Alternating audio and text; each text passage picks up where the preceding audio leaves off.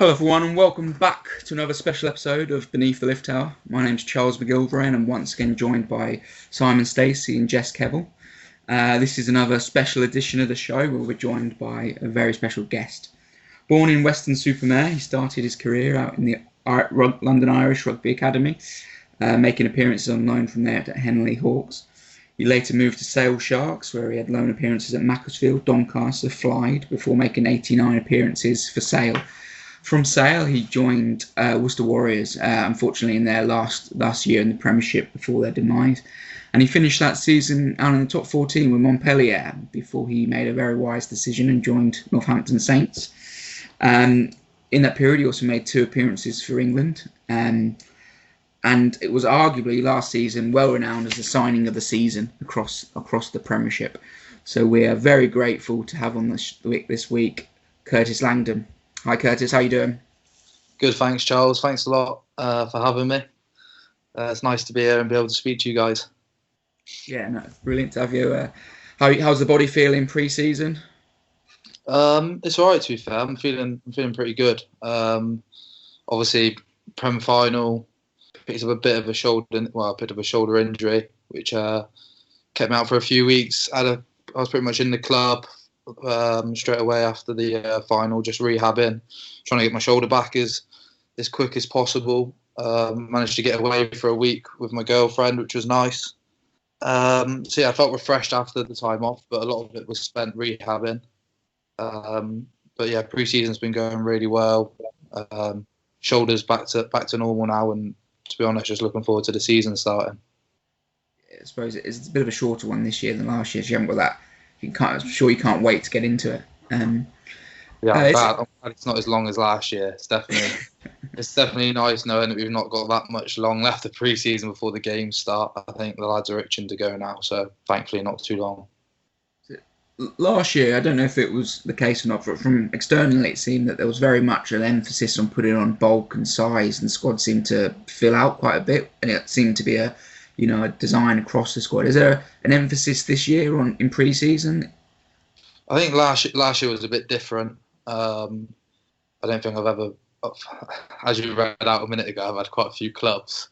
I don't think I've been at a club where we've done as much gym as what we did last season. Obviously, that was a clear objective of pre-season, to add a bit of size, add a bit of weight to the team, so we could compete a bit better in Europe and be a bit more of a force in the Premiership, which we definitely did. But I think with this pre-season being a bit shorter, I think we've probably gone after similar things, and the layout of pre-season's been pretty similar, but maybe not to the same extent. With obviously it being more of a shorter pre-season, and that's probably needed to get into more of the rugby type of stuff before the season starts with the new players we've got coming in.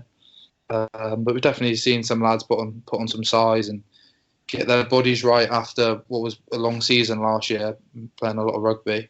And now the squad's looking in good shape. Obviously, the internationals have been away. They're back in this week. So probably just excited with how the squad's come together in pre-season so far. It's interesting because it's probably been quite a bit of a change in the makeup of the squad over the off season. A number of big characters, big leaders have left, but have people stepped up into the void that they sort of inevitably leave? I think so. Yeah, it's definitely been different, a little bit of a different atmosphere, especially around the changing room. I mean, you take out Ludds, Courts, the Wallers, Mooney. It's a different atmosphere, but not even just them lads at the moment. Obviously, all the England lads have been away for this first block of pre-season, so it's definitely been a different atmosphere. But I think, like you said, it's almost been good in a way for other lads to step up and kind of take a lead, and also like this block's been brilliant for the new lads coming in, being able to get up to date, learn everything they need to. So now when the internationals come back in, they're all up to speed, and we can really get into the nitty gritty bits of the stuff and be ready for when the season starts and that first game against Bath. Nice, yeah. I mean, you say it's sort of come to a bit of a period of time. It's that you've had a block of sort of finished with the Blackiston Challenge. Is that right? I mean, Yeah. How hard was that? No, it's tough. That was my second year doing it. I'd, there's a bit of joke amongst the lads because last year I kind of what's on there? Sorry. Yeah, last year I was backing myself to do quite well. Oh no, sorry, my laptop. You're right. Yeah. I have no idea where you've gone. We can still hear you, see you and hear you. I'm back. So I'm so sorry. Yeah, the Blackstone. Obviously, last year was my first year doing it, and this year is my second. And last year I had a bit of a strange approach to it. I was backing myself to do quite well, and I went off really quick, got myself in front, and I was quite a while in front for probably the first 2K, Right. and then I got overtook. I got overtook by majority of the lads and managed to stick in there and do all right. But this year I kind of knew what I was expecting, so I took a bit of a different approach and only beat my time by 4 seconds. But I got a better time, which I was happy with. But again, I think doing that test like the Blackiston, you can see how hungry the lads are for the season to start. Boys pushing themselves to the max, especially some of the new lads that have come in, seeing how hungry they are to improve and how far they're willing to push themselves to for the team and to compete and be the best they can be. Yeah, it's interesting you say you had a different approach, but amongst the forwards, you must be thinking, how on earth did you let the scrum half win it? So, do you know what? I was surprised to see Archie win it because he's a fit boy. Obviously, being a 9, you've got to be one of the fittest in the team. But them sandbags are heavy, and I mean, even after running 2.5K, picking up a 50-kilo sandbag, it feels like 100 kilos. I mean, they did that first 2.5K at impressive pace. So to be able to keep that up throughout the sandbags and push on and get a time like he did is pretty impressive. I think he actually called it at the start of the week and said he's going to win it. He said he's going to win it. Yeah, but how many people in the squad are making that claim? Do you know what? Not many. Not many. So actually, he called it. He backs himself. He delivered as well. Nice. I mean, so we obviously went through a few of the clubs that you played for previously, but I think it'd be great to get an idea of your start in the game and how you got into it. Yeah, so I'm from Weston-super-Mare, as you said. So started down at Hornets Rugby Club, which is a team in Weston-super-Mare from the age of 6. My dad used to coach our team growing up. I played there all through my minis and juniors. And then I played for the county sides and stuff like that, and did a bit of Bath under 15s. And then when it came to the point of leaving school and looking for a sixth form to go to, I actually had my best mate at school. Sorry, was a lad called Josh Caulfield, who plays at Bristol now. He was going up to London Irish to do a trial for their ACE scheme, which is like their under 18s academy. And I was going down to Exeter to go to Bicton College. And we were best mates, and we got a day off school for doing either. So he kind of come with me to Exeter, and I went with him up to London Irish. And it kind of just turned out that I really liked it at London Irish. So I went up there, and Josh went to Bicton, which was quite a funny situation. But did my 2 years at college in the ACE programme and played for the under 18s. Played England under 18s there at London Irish, and then obviously moved on after 1 year, contracted there up to Sale. And I think the rest of that you pretty much covered off. I had a lot of time on loan, which was good, and I took a lot from as a young front rower. Probably pretty tough. I mean, in the first couple of years out of college, I had some mates that I was contracted with out of college that were backs. That were pretty much, straight into that first team at London Irish straight out of college. Lads like Johnny Williams, Theo Brophy-Clues, who's retired now, but he was kind of straight into the first team out of college, and I was out playing on loan at Henley Hawks, and on the bench most weeks as well, because as a front row you tend to go out on loan, and there's always an old player playing in the front row in your position. So yeah, a lot of time on loan, and then had a couple of opportunities at Sale, which I like to think I took, and then kind of kicked on from there. It's interesting you say about the opportunities at Sale because you sort of brother's taken the same approach. He's joined you this year at Northampton. He also came through the Sale academy. What's it like having him in the squad with you? Yeah, it's been weird. It's been weird. Yeah, it's been weird. Not been like I moved away from home when I was 15. He did similar, so we've had very similar routes, but never crossed paths along our journeys. So it's been strange having him about every day. It's been a long time since we've been seeing each other every day, but it's also been nice. And I obviously know how hard he's worked to get to his point. He's had a similar journey, but it's been a bit different in ways as well. He's had a few setbacks, which he's come back from, like I also did. It's been brilliant having him around, and he's competitive. He's pushing me in training, and I'm pushing him. So hopefully it makes us both improve a lot this year. Does he have a bit of extra niggle because of the brother? Does he push you a bit further than Sam used to, maybe? Oh, I don't know. We'll have to wait and see this year. He managed to just. I'm not sure if I'm not happy to say this on air, but he beat me just at Blackiston, which was tough to take. But it'd be good. It's nice, There's that competitive edge, and I think we're a very tight knit squad. That we can be very honest with kind of each other as a team, but with your brother, I think you can probably be even more honest with, and you can understand that it's coming from a good place. So yeah, it'd be good to have him around all season this year. Yeah. Hey Curtis, I just want to ask, mate. After you left Sale, you went to Worcester. Can you just explain what it was like for all you guys when you found out that they were gonna close the doors, basically? Because it must have been awful, because they're one of the best clubs in the league, like family club like Saints is, and it must have been absolutely devastating for all of you just to hear that. Yeah, it was. It was a tough few months. We obviously went there, and it was a lot of change for the club. A lot of new signings come in. Obviously, Steve Diamond took over that season as well, and it all come as a bit of a shock. And I don't think it took a while for it to sink in as well. Obviously, I think now, if you heard rumours of your club potentially going under, you'd be pretty worried. But that, with obviously Worcester, London Irish, and Wasps, Jersey, all these clubs going under now, if you heard a rumour of your club being in trouble now, you'd be panicking. But I think back then at that time there was these rumours, and we got paid late a couple of months, and we were a bit like, this isn't ideal, first month at a new club for myself and a lot of other lads. But not once did I really think, oh, this is going to, Worcester are going to go under. Like you say, like Northampton Saints, they had a good following. They had their own stadium.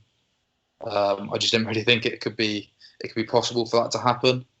So when it did, it kind of, it was a big shock, and also really tough to see. I think I was enjoying my time there. You could see how much the club meant to a lot of people, and seeing the effect it had on them wasn't nice. Those players that were forced into an early retirement, or players that had to go months without a paycheck before they could find another club. But then even looking past that, and all the staff, that they've been working at the club for so long, and then all of a sudden it was taken away from them, and they're out having to look for another job, and even pick up all their stuff and move and go and live somewhere else to find another job. But I think thankfully most people, it didn't take too long to find something else, and everyone seems to be okay now. We still have a WhatsApp group that people are posting now and again, just to check up on everyone and see that they're all doing well. But yeah, it was a really strange time. And personally, I was very fortunate with the way it worked out for me, being able to go out to France. I think it was pretty much a week after we got the news, and then sign a contract to come back and play for the Saints. So yeah, I feel very fortunate that I've had the opportunities I have since it all going wrong at Worcester. Yeah, you said you signed for Montpellier. Was that a bit of a culture shock, just to jump straight into France? Could you speak French, or was it just a big like total culture shock rugby because it's totally forward dominated out there, isn't it? It was a bit of a culture shock. It was actually quite weird. Like my last year at Cell, I actually had a French tutor for about 5 months, just because I was like, you know what, I've got a bit of spare time. I'll try and learn a bit of learn a bit of French. Not because I was planning on going out there anytime soon, but I thought it'd be something to do with my spare time. So I got a tutor online, and she was actually from Northampton as well. So I was learning with her for a while, and then she gave up on me. Well, she said she got another job, and she didn't have the time anymore. But I think she just gave up on me. So my French wasn't that good. It was a bit of a culture shock. You know, I moved out there pretty quick. Flew out there, had to do all my medicals and stuff, which actually takes a while because they're pretty big on it over in France, especially with front rowers. So I wasn't allowed to go to the club for a while. I was just in a hotel, and they're very relaxed over in France. So when you move over and you want to know, where you're living, and you want to kind of get into, you want to have a schedule straight away and kind of feel settled. You don't really get that. They're so relaxed about it. It kind of makes you a bit stressed to start off with. But once all that's sorted and you are settled, it's very relaxed out there, and it is a nice way of life, pretty much. But I was quite fortunate that Zach Mercer was over there as well. I played a bit of under-18s with, so he helped me out pretty much as soon as I landed in France and made me settle pretty quick. That's good. So why did you make the best decision you ever made in your life and join Northampton Saints then? If you were settled in France, did you have an option to stay out there, or did just Saints come in and say? To be honest, so I met with Northampton really early after Worcester went under. I met with Dowson and Eamon and Shieldsy, and kind of talk through some stuff about where they saw me fitting in at Northampton, and I was pretty much sold on wanting to come to Northampton, to be honest, from that conversation and that day. Unfortunately, we couldn't make it work for the rest of that season, but also I think with being 3 games into the season and me wanting to be at Northampton for hopefully quite a while, I was pretty happy to go over to Montpellier for the rest of that season, and then start at Northampton after a good pre-season and be able to rip him. So yeah, I pretty much signed my Northampton contract the day after I signed my Montpellier one. No way, that's good. Wow. It's interesting just about the wanting to have that pre-season with Northampton before jumping sort of straight into it. My view of the sort of the hooker position at Northampton is slightly different to a number of other clubs, especially around the sort of set piece off the back of the line out. We tend to use, yourself or whoever who's playing hooker as a first receiver, ball player, decision maker in that sort of, when you get into their 22 first phase attack. Is that quite different to what you've experienced, say, in other clubs in terms of sort of the technical requirements around that specific attacking piece? It's a bit different. I think we do use our hooker as a ball player quite a lot, which I like. But I think it probably depends at what club you're playing at. I mean, we get a lot of joy out of what we did last season. A lot of joy out of our launch plays off of line out. Other teams, like perhaps at Sale, would drive a lot more because they seem to get a lot more joy out of that. I think my time at Sale and Montpellier, we still had moves maybe similar to what we have at Northampton, but maybe wasn't as effective running it with them as what it is here at Saints with the players that we've got. So we tend to go with them plays more than we do, say, driving more, but that might change. It might change week on week depending on who we're playing and what the coaches see in the week. I mean, what was it like? I suppose you kind of describe it as kind of a tussle week on week with Matavesi as to who was going to start. Do you feel like that's helped you over the course of last season sort of improve your game? Yeah, 100%. You think last year we had hooker was a very competitive position. Sam, like you said, we also had Robbie, and we had Tom Cruise Yeah, luckily all three of them were really good blokes as well, so we'd help each other out, as well as being really competitive, and wanting to be better than the other one, if that makes sense. But you know, you're 100% right. It does make you better, because I think every weekend you get the opportunity to put that shirt on. You know that you can't really afford to put a foot wrong, otherwise you could be out the team the next week. Which is, I think, a good environment to be in. Pushing other players in your position that they need to perform, and if they're not doing that consistently, they're gonna lose their place in the squad. And I think, you know, Sam's moved on this year, and I think it will still be competitive. Obviously, Robbie probably didn't get as much game time as he would have liked last year, and was still selected to go and play for Scotland in the summer, and, you know, performed really well as well out there in America. So he'll be itching for more game time this year. And then also, we spoke about my brother, who's going to be, you know, he had a sniff of the Premiership last year with Sale, and they'll be itching to get more game time. And then also Craig Wright, who's been away with the 20s and played really well out there. We'll be looking to get some more game time this year as well. Yeah. I mean, we obviously talked about us last year as being a good side, young players that have played with each other for a few seasons now, building that kind of cohesive squad up. And we were kind of talked about as one of the teams to kind of watch. But was there a certain point in the season where you felt like we really are going to be contenders this year? Is it something you felt right from the beginning, or was there kind of a moment, perhaps a few games in, where you thought we really could lift the Premiership title this year? I remember, obviously, first game of last season we played Sale, and obviously Sale away, which is a tough place to go. Felt like we played really well, didn't get the result. And then the week after we had Bristol at home, and we probably should have won that one, but didn't play nowhere near as well as what we did against Sale the week before. And I remember going up to Newcastle, being like, "This is a big game. We need to make sure we win this." And getting that win, I think really, you know, got the ball rolling.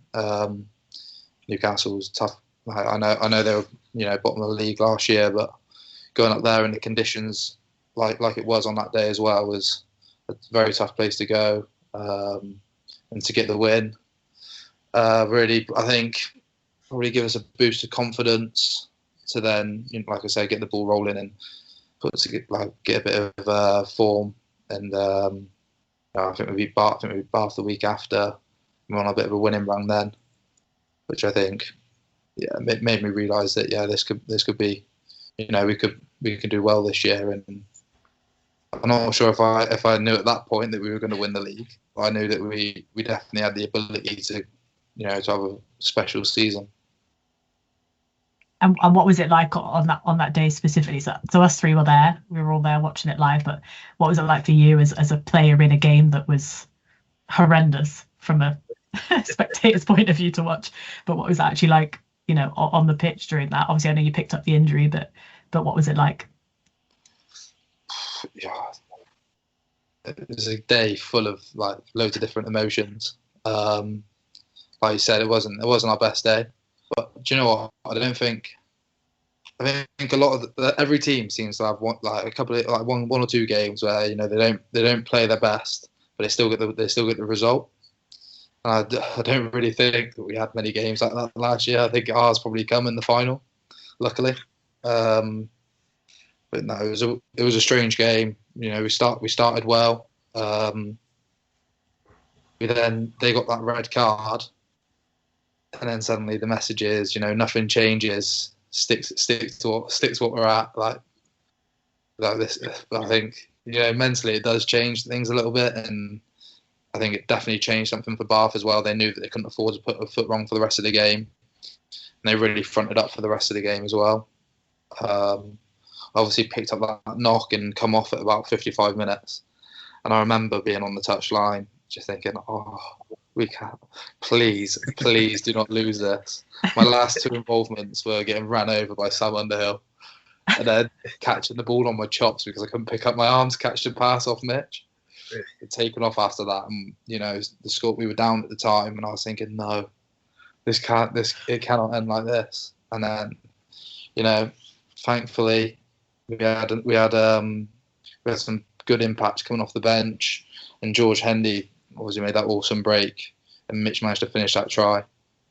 The feeling after that was, I think, a bit of relief, but also just a load of excitement to think like how good last season went, and all the hard work that was put in throughout that season for it all to pay off like that at the end. Even when we're not at our best, you kind of forget that you're not at your best once the final whistle's gone and you've got that result.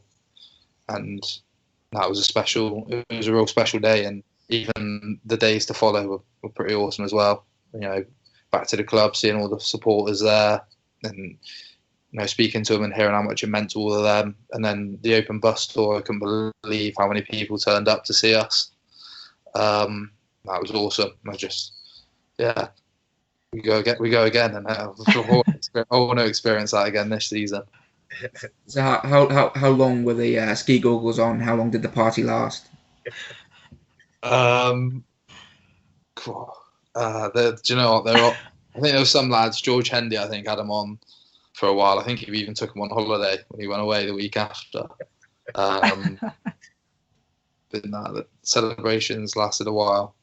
But that was it's well deserved, and hopefully we'll get to experience that a few times again. But when you do achieve something like that, I think it's definitely worth the celebrations. Damn right, yeah.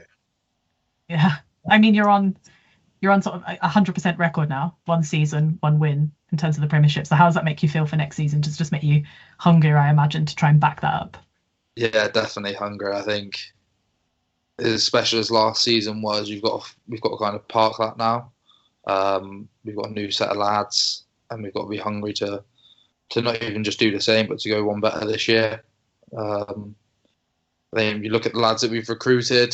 We've got some young lads and boys that are hungry to get better, that are hungry to win. They've probably seen what we achieved last year and want to create another bit of history this year and go even better. And yeah, that's got to be the goal. I think last year's got to be forgotten about now, and it's all about this season and getting the job done again. Is the European competition as well a bit more of a focus maybe? And obviously we got to the semi-final, couldn't quite get over that hurdle. So is that kind of a big push for that specific tournament this year? We've not really spoke about it, I don't think. Well, I know that we haven't really spoke about it. But yeah, definitely, I think with how far we went in the competition last year and coming just short against Leinster, playing in them types of games are the ones that you want to play in. The boys that played in it will definitely want to experience that again and go one better. And the lads coming in, I know, will 100% want to go well in them comps. Seeing what we achieved last year and kind of knowing that we've got the capability to go and do that again, and that's what we're working hard for now in pre-season. And I'm sure, when it gets a bit closer to the game starting, we'll have them conversations. But I know that Dowse will want us to be going after everything that's on offer this year. We play to win, so we'll be going after it. Yeah, and then what about if we think about a personal level in terms of England? Obviously, that injury kept you out of some of the kind of recent games. So I'm assuming that's also going to be kind of a personal kind of push for you to kind of get into that squad. I know you've got two caps already, but is your aim to kind of get back in there and push for that kind of starting position? Yeah, it is a goal to get more caps. I was obviously gutted to miss out on the tour in the summer. I just got to, first and foremost, just make sure I'm playing well for Saints and doing my job. And if we're going well as a team and I'm playing my part as well as I want to, fingers crossed that I get an opportunity to play for England again. And when I do, I obviously want to be in the best position possible so I can stay there. Is that like a real trigger to give you that motivation to keep going? Because and after the club won the league last time, Woody came out and said they'd all achieved what they wanted to achieve, and a lot of people down tools. and you know you've come into Northampton, you've been outstanding. You got a try in the derby. You've won the league. Like, you know, you've achieved everything. Does that extra sort of goal for England just give you that extra sort of dig to keep going? Because it'd be very easy to ease off. I mean, do you know, I've not thought about that. It's not really my mindset. I don't think we've not achieved everything. We've won the Premiership, but I mean, we've won the Premiership here at Saints before. Like, can we go on and win more? But yeah, there is that goal of playing for England, but first and foremost is it's winning at Saints. We've got a new team this year. Some of them older players have moved on. We've got a new badge that we're unbeaten with at the moment. So yeah, it's gonna be. Yeah, I just want to have a really successful season again, and like I said, hopefully if we can do that at Saints, then I'll get an opportunity at the international level for England. You just line me up for the next question. I was going to say, what's your take on it? Because there's been a lot of in and ahhing from the supporters. I personally like it. I'm actually getting it tattooed on my leg tomorrow, so I do like it. But what do you and most of the lads think about it? I think our initial reaction when we first saw it was probably similar to a lot of the fans. But then when it was released, you know, it started to grow on us. And not only that, we've listened to Mark, who come in and explain the reasons behind it. And yeah, we 100% support it. We understand the reasons for it. Obviously, the new badge is a lot more recognisable digitally as well. And I also like the fact that, you know, they've gone back, like the history of Northampton's massive around the town, and they've obviously gone back as far as they can to find the first logo that the Saints had, and you know, that's right in the middle of our new badge, which I think makes sense and it's pretty nice for the history of the club. You mentioned a few times there the new lads coming into the pre-season, into the squad. Are there who should the fans be looking out for? Who do you reckon is going to make a big splash at the beginning of the season? No, there's a lot of new lads to be excited about that maybe go under the radar a little bit when the league starts. I'm looking forward to seeing how Finn Brown goes. He's a big lad. He's obviously done his time in the Championship last year with Doncaster, and you know, he was obviously at Wasps as well before. And speaking to Tom Cruise, he said that he was, you know, not far off being in the mix every week there. And he's come in and he's ripped in pre-season. He's looking in good shape, and I'm excited to see how he goes in these pre-season games we've got coming up. I'd probably say Luke Green as well. Fellow front rower. He was at London Irish. Probably, like, you know, similar to Finn, where he was just starting to play week in, week out at London Irish, and then that went under. He come to us before he went off to America last season and was looking good in training. He's gone out and had that experience of playing in America and the MLR, and he's come back and he's really keen to rip in this year. He loves his scrums, which is obviously a big part of his job as a tight head. So I'm looking forward to seeing how he goes. Yeah, it must have been quite an interesting experience from going to San Diego to play rugby. I mean, that must have been, he sort of got that in early, crack on with his career now that he's had that experience. Yeah, I think so. I think he enjoyed it out there. Yeah, he come back with some good stories. He's an interesting bloke, Luke. You don't meet many normal props. Well, I've not met many normal props throughout my time, and he's definitely not changed that. Right. Well, I suppose he's might maybe he'll take up the mantle Paul Hill was leaving behind them. Yeah, maybe. I mean, yeah, Paul Hill was on another level of weird, but he's up there. He's pushing Paul Hill. He's pushing Paul Hill. But he's a great bloke, as they both are. They're both great blokes, and you know, create good energy around the club as well. So yeah, great to have him on board. You know, have him with us all season this year. I've just got one more final question. I normally ask it to because we normally ask players that are retired now, but who is the best player you played with? And I'll change it. Who did you look up to when you were growing up that got you into the game? The best player I've played with was probably Courtney last year.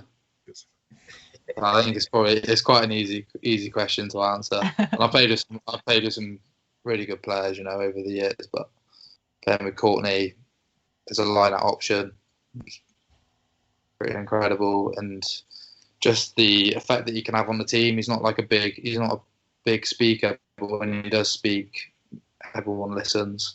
And just some of his, match-winning efforts that he has week in, week out.